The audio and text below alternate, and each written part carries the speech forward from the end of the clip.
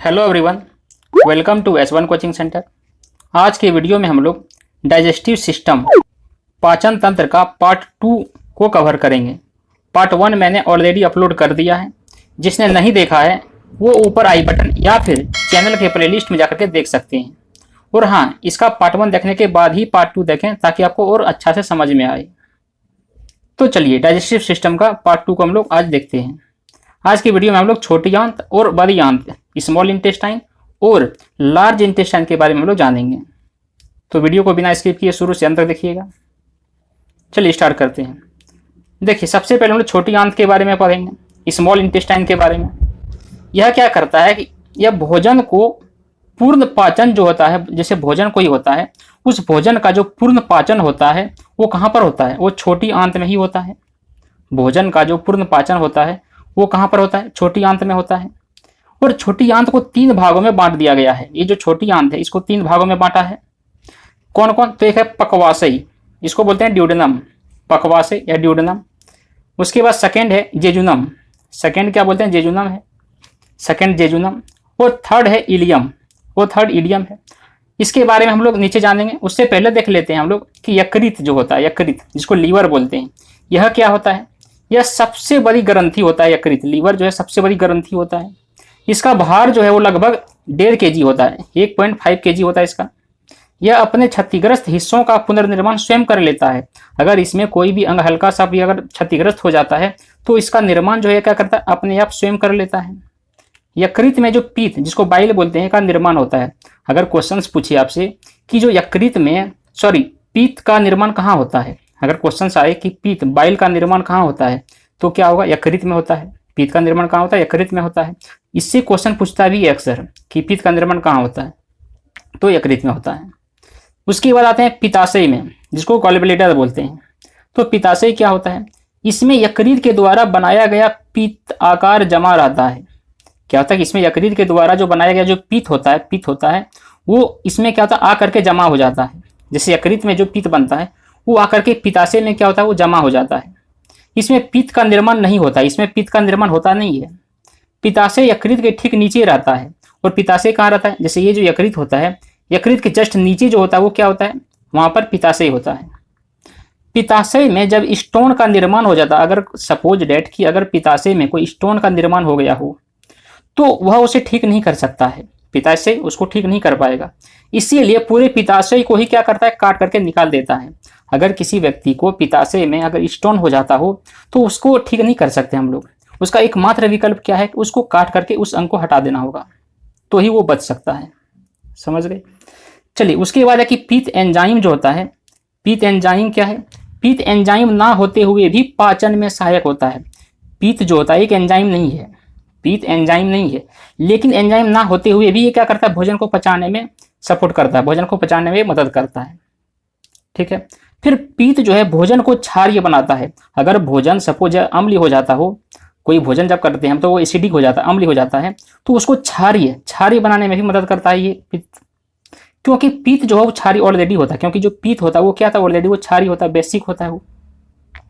पीत का जो पीएच मान होता है वो कितना होता है? पीएच का मतलब क्या होता है? तो पीएच का फुल फॉर्म होता है पावर ऑफ हाइड्रोजन। ठीक है। तो पीएच जो होता है पीत का वो कितना होता है? वो होता है 7.8 से लेकर के 8.5 तक होता है।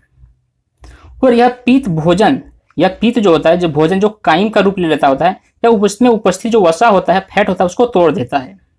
जो भोजन में जो फैट रहता है उसको तोड़ने का काम करता है कौन? ये पीत। ठीक है। उसके बाद जिस क्रिया को, जो ये क्रिया होता है पूरा, इस क्रिया को हम लोग क्या कहते हैं? इस क्रिया को पायसीकरण, इमल्सिफिकेशंस बोलते हैं।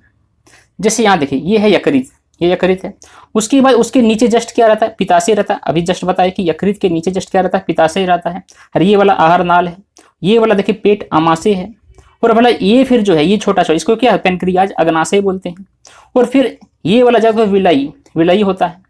और यहाँ पे देखिए ड्यूडेनम, जेजुनम और ये इलियम, ये तीनों होता है, ड्यूडेनम, जेजुनम और इलियम। इसके बारे में हम लोग अभी जस्ट देखने वाले हैं। तो देखिए, सबसे पहले हम लोग अब शुरू करते हैं इसमें पक्वाशय, जिसको ड्यूडेनम बोलते हैं, पक्वाशय या इसको ग्रहणी भी बोलते हैं या ड्यूडेनम बोलते हैं, जो भी यहाँ पे है इस जगह।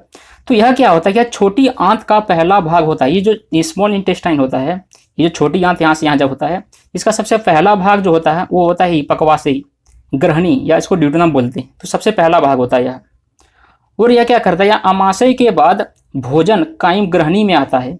ये जो आमाशय होता है, ये जो आमाशय होता है, पेट होता है, इसमें क्या होता है, आमाशय के बाद भोजन जो होता है, यहाँ से जो भोजन होता है उसमें कहाँ से आता है, उसके बाद आमाशय से भोजन कहाँ आता है, कायम ग्रहणी में आता है। यहीं पे कायम ग्रहणी में, ड्यूडेनम में आता है, जहाँ उसमें पीत मिलता है, जहाँ उसको उसमें क्या होता है, पीत मिलता है, बाइल मिलता है उसको, और वह क्या बनता है, वहाँ क्षार जाके बन जाता है। ग्रहणी में किसी भी प्रकार का एंजाइम नहीं होता है, और ये जो पकवासी ड्यूडेनम होता है इसमें कोई भी प्रकार का एंजाइम इसमें नहीं उपस्थित रहता है, बल्कि इसमें 2 प्रकार का हार्मोन्स रहता है। इसमें कोई एंजाइम नहीं होता है, किसमें, ड्यूडेनम में, बल्कि इसमें क्या रहता है, इसमें 2 प्रकार का हार्मोन रहता है।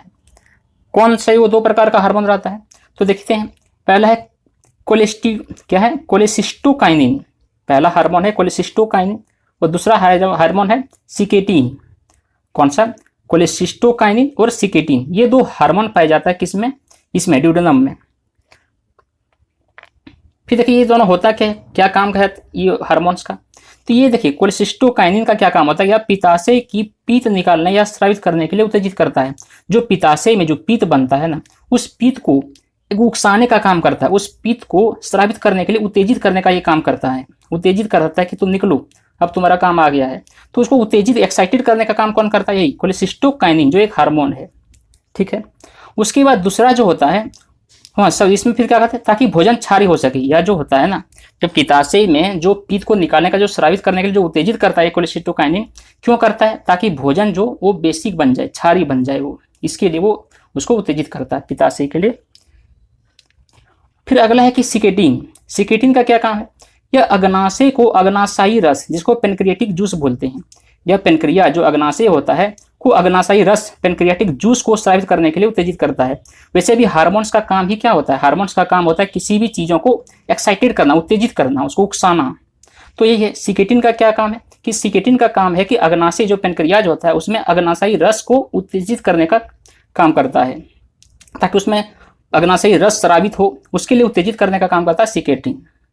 ठीक है, ताकि भोजन जो है सरलता से क्या हो, पच सके, ताकि भोजन का पाचन जो है वो आसानी से हो सके। उसके बाद देखिए इसमें हम लोग कुछ रिमार्क में देखते हैं, नोट में देखते हैं कि अग्नाशय से 3 प्रकार के एंजाइम निकलता है। जो अग्नाशय होता है, जो पेनक्रियाज होता है, उससे 3 प्रकार का एंजाइम निकलता है, और इन तीनों को सामूहिक रूप से पूर्ण पाचक रस कहते हैं। और वही जो तीनों एंजाइम निकलता है अग्नाशय से, वही तीनों मिल करके जो क्या करता है, पूर्ण पाचक बनाता है। ठीक है, क्योंकि यह भोजन के सभी अवयव को पचा सकता था, कि जो भी भोजन का अवयव होता है वो भोजन के सभी अवयव को पचा सके अच्छा से। ठीक है, देखिए कौन कौन सा वो पाचक रस निकालता है, 3 ठो। तो पहला है ट्रिप्सिन। क्या है पहला, ट्रिप्सिन। यह क्या करता है, यह प्रोटीन जिसको पेप्टोन बोलते हैं, तो प्रोटीन या पेप्टोन को पचा करके क्या करता है, उसको पेप्टाइड में बदल देता है। जो भोजन के रूप में हम लोग जो प्रोटीन वगैरह लेते हैं उसको पचा लेता है, और पचाने के बाद क्या करता है, उसको पेप्टाइड में चेंज कर देता है, बदल देता है। कौन करता है, ये ट्रिप्सिन करता है। कौन करता है, ट्रिप्सिन करता है। उसके बाद सेकेंड है एमाइलेज। क्या है, सेकेंड एमाइलेज। यह क्या करता है, यह स्टार्च होगा, या स्टार्च जिसको मंड बोलते हैं, या स्टार्च या मंड को शर्करा में तोड़ देता है। या स्टार्च या मंड जो होता है उसको क्या करता है, शर्करा सुक्रोज में तोड़ने का काम करता है। कौन, एमाइलेज। मतलब याद रखिए, प्रोटीन को क्या करता है, पचा करके पेप्टाइड में बदलता है। एमाइलेज क्या करता है, स्टार्च को शर्करा में तोड़ देता है। और ये होता है लाइपेज। क्या है, लाइपेज। यह क्या करता है, यह पीत के द्वारा जो पैसीकृत वसा को तोड़ करके ग्लिसरॉल तथा वसी अम्ल में बदल देता है। लाइपेज का क्या काम होता है, जो पीत होता है, पीत में जो पैसीकृत होता है, तो पीत में पैसीकृत के द्वारा क्या होता है, वसा जो होता है, फैट जो होता है, उसको तोड़ देता है और ग्लिसरॉल तथा वसी अम्ल में बदल देता है। तो ये कौन करता है, ये करता है लाइपेज। ठीक है, चलिए उसके बाद आगे देखते हैं। इसको वैसे भी आप याद रख सकते हैं ट्रिक के माध्यम से। ट्रिक क्या है कि अग्नाशय में एंजाइम पूर्ण पाचक रस, अग्नाशय में जो एंजाइम का पूर्ण पाचक रस जो है वो 3 होता है। कौन कौन, एक ट्रिक में है LAT, लेट। लेट का मतलब क्या होता है, लाइपेज, एमाइलेज और ट्रिप्सिन। लाइपेज, एमाइलेज, ट्रिप्सिन, ये तीनों एंजाइम पाया जाता है किसमें, तो अग्नाशय में। चलिए उसके बाद पहला तो हम लोग देख लिए थे, क्या था पहला, पकवासे या ग्रहणी या ड्यूडेनम। दूसरा है जेजुनम। यह क्या करता है कि जेजुनम में पाचन की कोई क्रिया नहीं होता। जब भोजन करते हैं तो पाचन से संबंधित कोई काम नहीं होता है जेजुनम में। ग्रहणी के बाद भोजन जेजुनम में जाता है, जब ग्रहणी में भोजन आता है वहां से डायरेक्ट फिर कहाँ आता है, जेजुनम में आता है, और जेजुनम के बाद इलियम में चला जाता है, और फाइनली जेजुनम से कहाँ चला जाता है, इलियम में चला जाता है। तो इलियम में क्या होता है जाकर के देखते हैं। देखिए उसके बाद इलियम में क्या होता है कि यह छोटी आंत का अंतिम भाग होता है, जो स्मॉल इंटेस्टाइन जो छोटी आंत होता है उसका सबसे अंतिम भाग होता है इलियम। ठीक है, और यहाँ से क्या होता है कि यहाँ से भोजन का पाचन तथा अवशोषण दोनों हो जाता है, और फिर यहाँ से भोजन का अंतिम रूप से पाचन और अवशोषण हो जाता है, और यहाँ से कई प्रकार के आंतरस जिसको इंटेस्टिनल जूस बोलते हैं निकलता है। कहाँ से, तो इलियम से, जो छोटी आंत का अंतिम भाग होता है। फिर इन सभी आंतरस को या इंटेस्टिनल जूस को सक्कस इंट्रिकस, इसको बोलते हैं क्या, सक्कस इंट्रिकस कहते हैं, कि इलियम में जो अवशोषण होने के बाद, भोजन का अवशोषण होने के बाद जो उसमें आंतरस निकलता है वो सभी आंतरस को क्या कहते हैं हम लोग, सक्कस इंट्रिकस कहते हैं। क्या, सक्कस इंट्रिकस कहते हैं।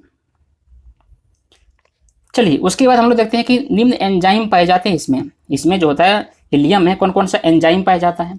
तो देखिए एक होता है इरेप्सिन। क्या होता है, इरेप्सिन। यह क्या करता है, यह प्रोटीन को पचाता है, प्रोटीन को पचाने का काम करता है। यह प्रोटीन पेप्टाइड को अमीनो अम्ल में बदल देता है।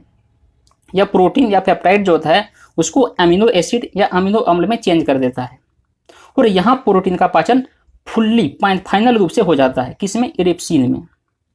ठीक है, देखिए सबसे पहले क्या था, प्रोटीन को इसको बदलता है किसमें, पेप्टोन में, पेप्टोन से फिर किसमें, पेप्टाइड में, और फाइनली किसमें आता है, अमीनो एसिड में आता है। जैसे भोजन के रूप में मान लेते हैं आता है प्रोटीन, उसको कहाँ भेजता है, अमाशय, अमाशय से कहाँ, ड्यूडेनम, और ड्यूडेनम से फाइनली कहाँ आता है, इलियम में। वैसे भी बताए थे कि जेजुनम जो होता है, बीच का लबा जेजुनम, उसमें पाचन से संबंधित कोई काम नहीं होता है, तो इसीलिए भोजन जो होता है डायरेक्ट अमाशय से ड्यूडेनम, और ड्यूडेनम से डायरेक्ट कहाँ होता है, इलियम में चला जाता है। ठीक है, उसके बाद देखिए लाइपेज क्या होता है, लाइपेज जो है यह वसा का पाचन करता है। जो वसा होता है, जो फैट होता है, उसको पचाने का काम करता है कौन, लाइपेज। ठीक है, और वसा को ग्लिसरॉल तथा वस्य अम्ल में भी चेंज करता है, और जो फैट होता है उसको ग्लिसरॉल तथा वस्य अम्ल में चेंज करने का काम करता है कौन, लाइपेज। फिर देखिए जैसे लाइपेज क्या करता है, वसा को चेंज करता है, वसा से ग्लिसरॉल, और ग्लिसरॉल से फिर वस्य अम्ल। तो ये आप सीरीज देख लें, लाइपेज से वसा, वसा से ग्लिसरॉल, और ग्लिसरॉल से वस्य अम्ल। ठीक है, फिर देखिए उसके बाद है माल्टोज क्या होता है, तो यह माल्टोज को पचाता है। जो माल्टोज को पचाने का काम कौन करता है, तो माल्टोज ही करता है। और एक होता है सुक्रोज जो चीनी वगैरह होता है उसको पचाने का काम करता है सुक्रोज। और फिर 5 में होता है लैक्टोज, यह क्या करता है, यह लैक्टोज को पचाता है। ठीक है, फिर देखिए कि छोटी आंत का जो अंतिम भाग इलियम होता है, इसमें उंगली के जैसा रचना पाया जाता है। छोटी आंत का जो अंतिम भाग इलियम होता है उसमें क्या होता है, अंगुली के जैसा क्या होता है, रचना पाया जाता है, जिसे हम लोग विलयी कहते हैं, जिसे हम लोग क्या कहते हैं, विलयी कहते हैं। यह क्या करता है, विलयी अवशोषण, चूसने का काम करता है। विलयी जो होता है वो क्या करता है, चूसने का काम करता है। वो जो भोजन के तुरंत बाद अधिक जल, इसलिए क्या बोलता है कि भोजन वगैरह के बाद तुरंत या अधिक जल नहीं पीना चाहिए, क्योंकि यह एंजाइम को पतला कर देता है। जो एंजाइम होता है उसको क्या करता है, पतला बना देता है, जिससे पाचन जो है भोजन का वो ढंग से नहीं हो पाता है। ठीक है, ये नोट है, ये सही भी होना चाहिए। इस तरह नहीं करना चाहिए किसी को कि भोजन के बाद तुरंत पानी नहीं पीना चाहिए या ज़्यादा मात्रा में पानी नहीं पीना चाहिए, नहीं तो क्या करेगा, वो भोजन को ढंग से पचने नहीं देगा।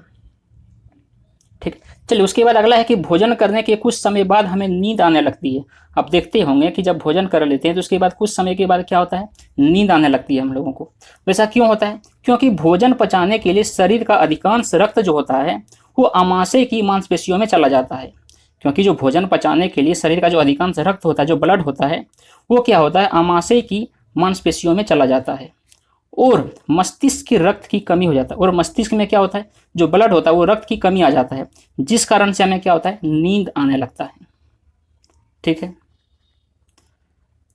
उसके बाद देखिए कि छोटी आंत में जो इलियम होता है से भोजन निकलता है तो काइल का रूप ले लेता है। क्या है कि छोटी आंत जो इलियम से भोजन निकलने के बाद वो काइल का रूप ले लेता है और बड़ी आंत में जाकर उसको क्या करता है, प्रवेश कर देता है। ठीक है, तो ये था पूरा प्रक्रिया छोटी आंत का। उसके बाद लास्ट का काम है किसका, बड़ी आंत, लार्ज इंटेस्टाइन का। तो चलिए देखते हैं बड़ी आंत में क्या क्या होता है। तो देखिए बड़ी आंत में क्या होता है कि बड़ी आंत में भोजन का पाचन नहीं होता, इसमें भोजन वगैरह का पाचन नहीं होता, भोजन वगैरह जितना भी पाचन वगैरह का क्रिया होता है वो सब छोटी आंत में होता है। यहाँ क्या होता है बड़ी आंत में, इसमें केवल जल का अवशोषण होता है। बड़ी आंत में केवल क्या होता है, जल का अवशोषण होता है, इसमें भोजन का अवशोषण नहीं होता है, भोजन का पाचन नहीं होता है। इसमें विटामिन बी वगैरह का निर्माण होता है, इसमें विटामिन बी कॉम्प्लेक्स ये सब का निर्माण होता है किसमें, बड़ी आंत में।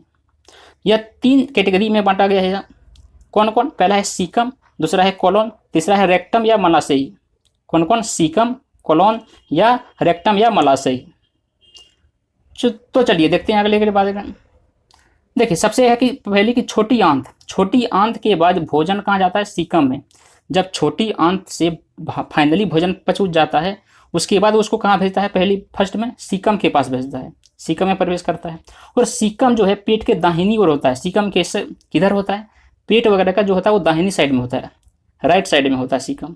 जिसके नीचे होता है अपेंडिक्स, जिसके नीचे क्या होता है, अपेंडिक्स पाया जाता है। और अपेंडिक्स हमारे शरीर में एक अवशेषी अंग है। अपेंडिक्स क्या है, हमारे शरीर में एक अवशेषी अंग है। अवशेषी मतलब क्या आता है, बेकार चीज जो उतना जरूरी नहीं है हमारे शरीर में, तो वो अवशेषी अंग है। यह सेलुलोज को पचाता है, यह जानवरों का भी एक मुख्य अंग है। और यह क्या करता है, यह सेलुलोज को पचा देता है, जानवरों का एक मुख्य अंग भी है यह, ठीक है। उसके बाद देखिए वैसे अंग को अवशेषी अंग कहते हैं जो शरीर में तो होता है किंतु काम नहीं करता कुछ। वही बताएं कि अवशेषी मतलब क्या होता है, बेकार अंग, शरीर में तो होता है लेकिन उसका कोई काम नहीं होता है। जैसे अपेंडिक्स हो गया, थर्ड मोलर हो गया, प्रीमोलर हो गया, पीना हो गया, कर्णपल हो गया, त्वचा का बाल वगैरह हो गया, तो ये सब क्या होता है, ये सब अवशेषी अंग होता है जो शरीर में तो मौजूद रहता है लेकिन शरीर में काम नहीं आता कोई। चलिए उसके बाद आगे देखते हैं कि जब कभी भोजन अपेंडिक्स में फंस जाता है, जैसे अगर हम कोई भोजन करते हैं तो वो भोजन अगर वो अपेंडिक्स वगैरह में जाके फंस हो जा गया हो तो उसे ऑपरेशन करके क्या करते हैं, पूरा अपेंडिक्स को काट देते हैं। तो ऑपरेशन वगैरह करके ऊपर अपेंडिक्स को क्या करते हैं, हटा देते हैं। फिर क्या करता है कि सीकम के बाद कोलन प्रारंभ होता है, फिर सीकम के बाद आता है कोलन। और यह क्या करता है, जिसमें जल का अवशोषण होता है। कोलन में क्या होता है, जल का अवशोषण होता है। कोलन में ही म्यूकस का निर्माण होता है। म्यूकस का निर्माण कहाँ होता है, कोलन में होता है, जो पचे भोजन को चिपचिपा बनाता है। जो भोजन वगैरह जो पच जाता है उस भोजन को चिपचिपा बनाने का काम करता है, कहाँ पर, तो कोलन में। किसके द्वारा होता है, तो म्यूकस के द्वारा होता है। और म्यूकस का निर्माण जो होता है कहाँ होता है, तो म्यूकस का निर्माण मलाशय रेक्टम में होता है। कहाँ होता है म्यूकस का निर्माण, मलाशय में होता है। और मलाशय में अवशिष्ट पदार्थ जमा रहता है। अब मलाशय में जो अवशिष्ट पदार्थ जमा रहता है और गुदा के द्वारा उसको क्या करते हैं हम लोग, फाइनली बाहर कर देते हैं। देख लीजिए यहाँ पे फिगर में, जैसे ये देखिए पूरा स्ट्रक्चर है। तो ये देखिए ये वाला क्या भाग है, ये है लार्ज इंटेस्टाइन, ये वाला पूरा, ये वाला देखिए स्टोमैक पेट है। फिर ये वाला जो बीच का भाग है ये क्या है, स्मॉल इंटेस्टाइन है, इसको हम लोग बोलते हैं रेक्टम। और ये वाला देखिए फाइनल लास्ट में जो गुदा के द्वारा बाहर होता है इसको एनस बोलते हैं। और ये क्या है, ये है सिग्मोइड कोलोन, ठीक है। तो चलिए उसके बाद है कि पाचन की क्रिया एक जल अपघटन की क्रिया है। पाचन की जो क्रिया होता है वह एक जल की अपघटन की क्रिया है। पाचन की संपूर्ण क्रिया 5 अवस्थाओं में बांटा होता है। जब कोई भोजन वगैरह पाचन होता है, भोजन का पचना होता है, तो उसको 5 अवस्थाओं में बांटा गया है। किस किस कैटेगरी से बांटा गया है देखते हैं एक एक करके। देखिए पहला है कि अंतग्रहण, जिसको इंजिसिकेशन बोलते हैं। अंतग्रहण यह क्या होता है, भोजन को निगलने की क्रिया को अंतग्रहण कहते हैं। जब भोजन को हम लोग निगलते हैं तो उसको क्या कहते हैं, अंतग्रहण कहते हैं। भोजन को खाते हैं उसको क्या कहते हैं, अंतग्रहण कहते हैं। फिर सेकेंड में आता है पाचन, जिसको डाइजेशन बोलते हैं। तो पाचन यह क्या करता है, भोज्य पदार्थों का छोटे छोटे सरल पदार्थों में टूटना ही पाचन कहलाता है। जब भोजन करते हैं तो उस भोजन का जो पदार्थ होता है उसको छोटे छोटे भागों में तोड़ना ही क्या कहलाता है, पाचन कहलाता है। वो थर्ड है अवशोषण, जिसको एब्जॉर्प्शन बोलते हैं। पचे भोजन पदार्थों को कोशिकाएं जब सोख लेते, जब वही भोजन जब पच जाता है तो उसको जब कोशिकाएं सोखने लगता है, जब सोख लेता पूरी तरह से, तो उस शोषण को हम लोग क्या कहते हैं, अवशोषण कहते हैं, ठीक है। उसके बाद है स्वांगीकरण। उसके बाद चौथा में है स्वांगीकरण, जिसको एसाइमिलेशन बोलते हैं। पचे भोज्य पदार्थों से ऊर्जा प्राप्त करने की क्रिया को स्वांगीकरण कहते हैं। उसके बाद जो पचा हुआ भोजन होता है उससे जो हम लोगों को एनर्जी मिलता है, जो उसे ऊर्जा मिलता है, उस पूरी क्रिया को ही हम लोग क्या कहते हैं, स्वांगीकरण कहते हैं, ठीक है। और फिर फाइनली अंत में है मल परित्याग, इसको डिफेक्शन बोलते हैं। पाचन के बाद पचे हुए अवशिष्ट पदार्थों को शरीर से बाहर निकाल देना ही क्या कहलाता है, मल परित्याग कहलाता है। तो आई होप पूरे चैप्टर को आप अच्छे से समझ गए होंगे। फ्रेंड्स, अगर वीडियो पसंद आया हो तो उसको लाइक करें और दोस्तों के पास शेयर करें। चलिए मिलते हैं अगले वीडियो में कुछ अगले चैप्टर को लेकर के बायोलॉजी का। तो आज के लिए इतना ही। Thank you for watching.